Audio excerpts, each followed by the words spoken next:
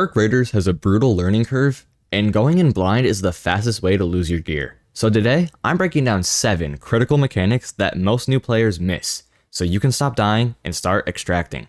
And the last one is the most important one, so you're going to want to stick around for that.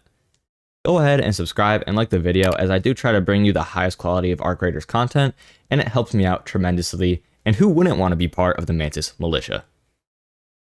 Alright, so first things first, and I will be using a clip from Soul Kings here. Thank you, Soul Kings. I just don't have the footage myself, and he presents it very well here. So tip number 1, when you're in battle, recharging your shield, if you take any damage whatsoever, that shield recharge is nullified. It's cancelled. So if you're in the middle of combat, or if you're fighting an arc, when you're recharging your shield, you're gonna wanna wait before you re-engage, because otherwise, all that shield is wasted. So we're starting off with a very crucial one here. You're gonna wanna make sure and not take any damage when recharging shield. Now, you've most likely seen certain doors around the map that you can only open with a key card. For example, I have 3 damn surveillance keys and a Stella Mantis archives keys, along with a Stella Mantis assembly admin key. But don't use these keys as soon as you get them. Instead, save them for a night raid. Night raids have higher chances for better loot, so why not save your keys for the times where you can guarantee you'll get the best loot out of them. Tip number 3, breach from the side.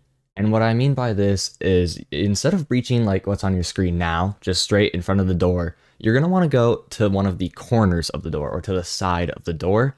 This allows you to see much more of your surrounding, especially in this scenario right here. You can see the only way for people to get to me is either that zipline or the walkway behind me. If I faced forward, I would be able to see the zipline, but not behind me. So by doing this, I was able to see in my entire surrounding to make sure nobody was able to walk up on me and shoot me. This is just a very nice and easy thing to do that just kind of makes your life easier and can further guarantee that you're going to extract successfully. I don't know how many people know this, because I didn't until recently, but there are 2 ways to swing your pickaxe. You have a side swing, which is your normal swing, but if you aim your aiming button, you can do more of a above head swing. And this allows you to get more reach, which leads into this next tip,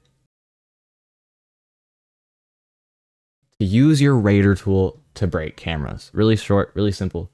Just use that aim button, jump, swing, and break the camera. It'll create way less noise than trying to shoot it, and it's very simple. If you found any of these tips useful so far, or if you have any tips of your own that could help out other people, go ahead and comment those down below.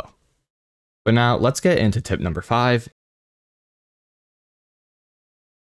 And this is another simple one. Make sure you're utilizing your shoulder swap. When I first started playing this game, I actually had a friend yell at me because he saw that I wasn't shoulder swapping. And now that I have learned that, it's a little bit more of a crucial mechanic, I do it almost nonstop. Another easy one, just make sure you're shoulder swapping whenever you're peeking different angles of corners. It also helps for shooting arcs while staying as hidden as possible. Tip number 6, and this is another one that I didn't even know until yesterday, actually. You can switch directions on a zipline midway. It's demonstrated on your screen right now. All you do is you want to jump and then reattach to the zipline. But you do want to make sure that you either are already looking the direction you want to go before you jump, or you really quickly turn after you jump and disconnect. You don't want to be mid-turn while you disconnect, because otherwise you jump to the side and take a bunch of fall damage, as I did, which is really embarrassing, by the way. I kind of don't want to show this part, but I'm going to anyway, because hopefully it will allow you to avoid the same mistake that I made. And I made this while trying to get the footage for this video. But now finally, the 7th tip, and as I referenced at the beginning of the video, what I believe is probably the most important tip on this: to slide to preserve stamina. This is another one I actually did just learn yesterday. But basically, whenever you're sliding, your stamina actually regens a little bit.